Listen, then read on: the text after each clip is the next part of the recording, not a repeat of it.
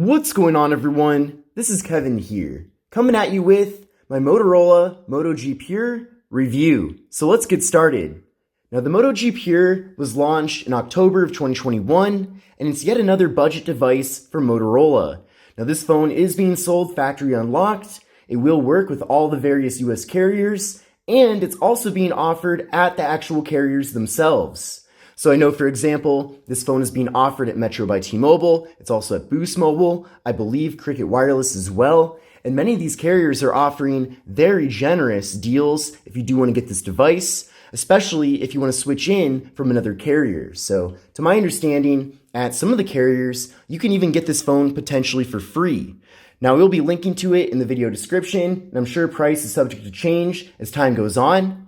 Now, this device does feature a MSRP of $159.99, so even at the MSRP, it is a very affordable smartphone.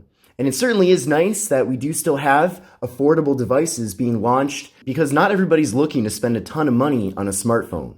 Now, of course, with that affordable price does come with quite a few compromises. So if you are looking for a phone that's packed full of various features, then the Moto G Pure most likely will not be a good option for you. But if you are looking for a phone that at least can take care of the fundamentals, such as phone calls, text messages, occasional web browsing, and also some occasional social media usage, then the Moto G Pure likely will be a decent option for you. But in this review, I'm going to be diving into everything that you will want to know about this device, so I hope you're ready for it. Now let me show you first everything that comes included here in the box. Here is the box, so you can see right there, Moto G Pure.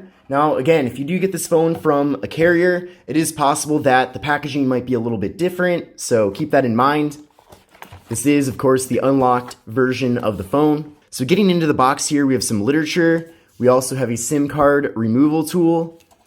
We have a 10-watt USB wall adapter for charging, and we have a USB-C cable for charging and data transfer. So we pretty much get everything that we need to get started here with the Moto G Pure. Now with this device, we're getting a large 6.5-inch display. Now this display features IPS LCD technology. It is a 720p display, but that is pretty much expected for a very budget-minded device. We're getting a PPI of 270, a 20:9 aspect ratio, so a more narrow but taller form factor, which is pretty consistent with many of the newer devices that have been launching.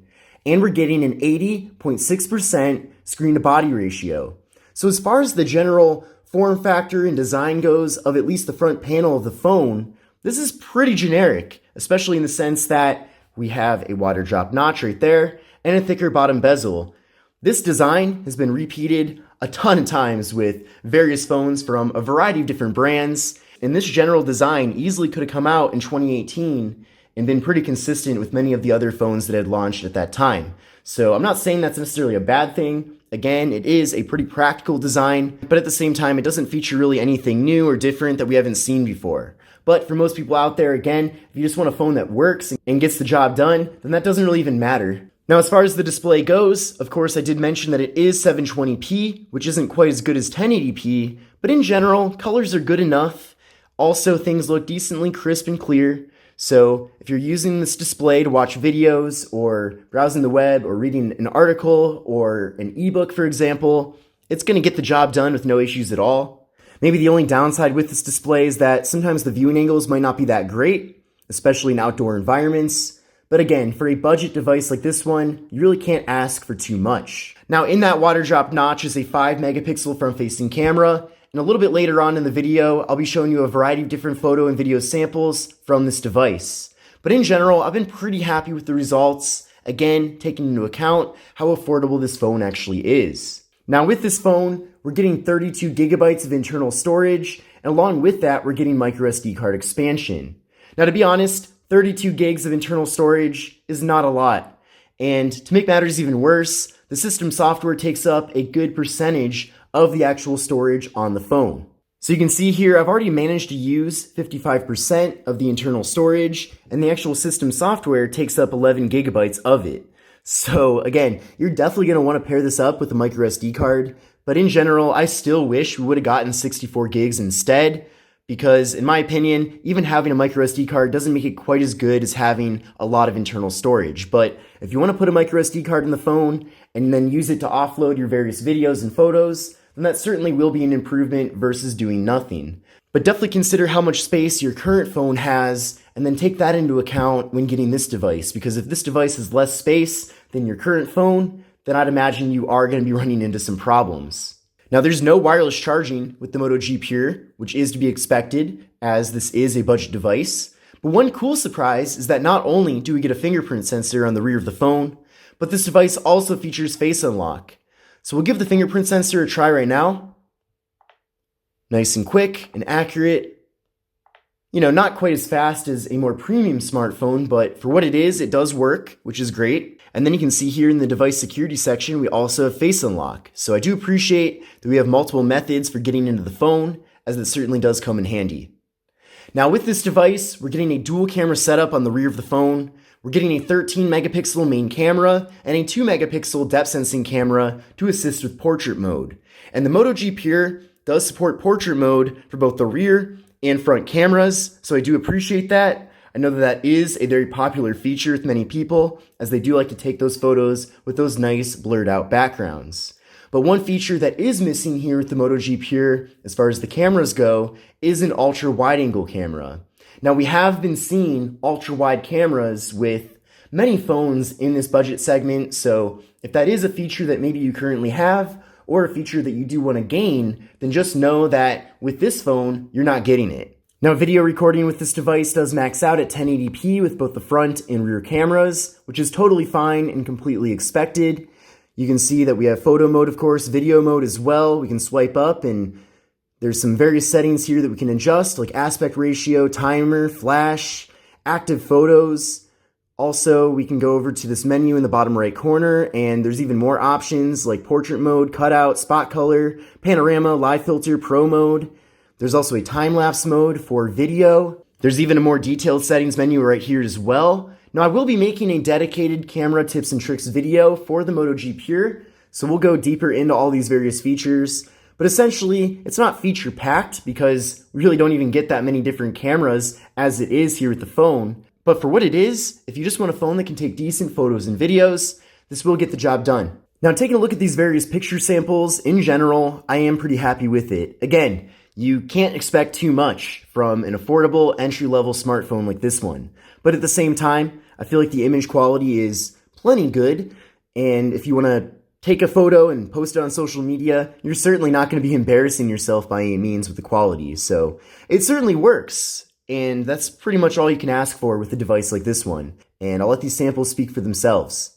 But let's now take a look at some video samples from the device. What's going on, everyone? This is Kevin here, coming at you with a front-facing test video from the Motorola Moto G Pure. Definitely curious to know what you think of both the video and audio quality from this test. But from what I can see through the viewfinder, it looks pretty decent for a budget device. But again, we'll have to see how the actual final video looks once I load it onto my computer. And here is a rear-facing test video from the Motorola Moto G Pure. Once again, it is in 1080p.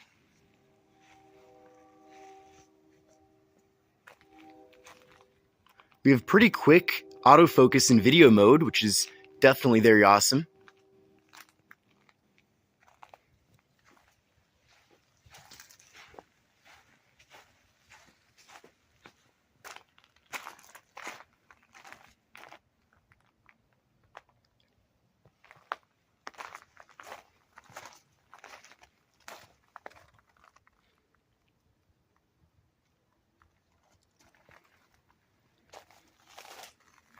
So far, it seems really good for a budget device like this one.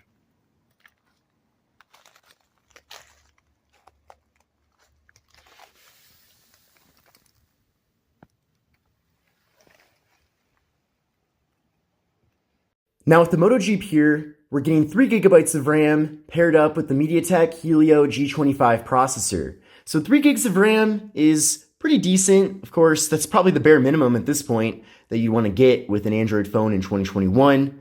And then the MediaTek Helio G25 is certainly nothing special, but at the same time, it's at least good enough that the phone works. I know at a bare minimum you'd want the phone to actually work, but my point is that I've tested quite a few phones in the past where the processor is so slow that you can hardly do anything with the phone.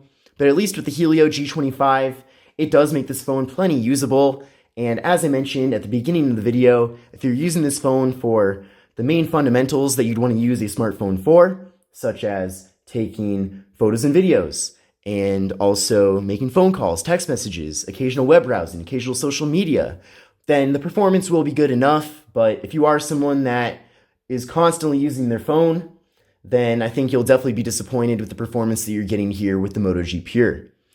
And I did run a Geekbench 5 benchmark test with the device, and you can see I got a single core score of 133 and a multi-core score of 497. And what I recommend doing is running this test on your current phone and then compare your scores to these scores to get a better idea of whether or not the Moto G Pure is going to be a performance upgrade for you. Because it is possible that this phone might be slower than your current phone. And if that's the case, then I probably wouldn't recommend upgrading. Now with the Moto G Pure, we're getting a 4,000 milliamp hour internal battery paired up with the ability to recharge it at 10 watts. So in general, not the biggest battery that I've seen, but at the same time, not bad either. And then having 10 watt fast charging isn't the fastest fast charging I've seen, but at the same time, it is better than 5 watts. So in general, you're gonna have a pretty good experience recharging this phone at a decently rapid rate. And at the same time, you're gonna be getting at least a full day of battery life out of it. Now moving into the software, with the Moto G Pure, we are getting Android 11. And in general, it's a pretty stock Android experience, just like we get with pretty much all Motorola devices that have launched in the last several years. Now Motorola does add in a variety of their own bonus features into the device, and I covered quite a few of those in my dedicated tips and tricks video that's already out. So I definitely recommend watching that video to learn how to get the most out of the software here on the device. But in general, it's a nice, clean, refined software experience, so I have no issues with it. Really the only downside, and this is pretty consistent with most lower-end devices anyway, but Motorola doesn't have the best reputation for updating their lower-end phones in a timely manner, let alone sometimes at all. So, for example, the various Motorola phones that launched in early 2021 that came with Android 10 are just now getting the Android 11 update, but Android 12 is already out. So essentially, with these Motorola phones, it seems like they're always one generation behind the newest version of Android that's been released. But if you don't mind not having the newest version of Android, then I don't think it will really be an issue for you. And one good thing is that Motorola does at least deploy security patches pretty consistently, so at a bare minimum, that is pretty important, and I'm glad they're doing that. And then one downside that you will want to keep in mind with the Moto G Pure is that there is no NFC with this phone. So if you do like to use your device to make mobile contactless payments via Google Pay, in a similar way that people can make payments with Apple Pay, then just know that you're not getting that here with the Moto G Pure. Now I know that there's a lot of people who don't care about that feature, and if that's the case, then I would still continue to not care about it. But if that is a feature that you use already with your current phone, and you find it to be really convenient, then just know that you're not getting that here with the Moto G Pure. Now, as far as the hardware of the phone goes, it's certainly not exciting by any means. The device is made completely out of plastic, besides the display being made out of glass. So, in that sense, there's really nothing special about it, but I am glad at least that we are getting this matte finish on the back of the phone. It doesn't really look premium, but at the same time, I am glad that it's not glossy, because all these phones that have a glossy back tend to pick up quite a few fingerprints. And you can see by looking at the back of the device, it doesn't pick up any fingerprints for the most part, and I do like this wavy texture that it has. So it's not like a really cheap material, but at the same time, it doesn't feel premium either. But the phone does feel well constructed in the sense that it doesn't feel like it's just going to fall apart. Now, taking a closer look at the left side of the device, we have the slot for the microSD card and SIM card. Then on the right side of the phone, we have the power button, volume down and volume up. Then up top here, we have the 3.5mm headphone jack, and we have the noise canceling microphone. And then on the bottom of the phone, we have the microphone, USB-C port for charging and data transfer, and we have the speaker. And then on the back of the device, we have the dual camera setup, the flash, and the fingerprint sensor. So in general, this phone does have a pretty minimalist design and layout. But again, if you're looking for a phone that can just take care of the core functions that you'd want from a smartphone, then this phone is designed ideally for that.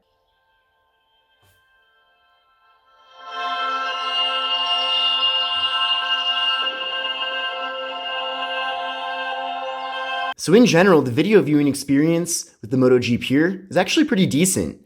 Now, one thing to keep in mind is that you only get audio coming out of the main speaker in the bottom when watching video content, so there is no stereo sound in the sense that you get audio out of both the earpiece and the speaker when watching video or listening to music, but it does get decently loud in the sense that you could easily just sit down and watch a video and you're not going to have any issues or any annoyances by having it have a bad speaker. So the speaker is loud enough to actually use to consume content.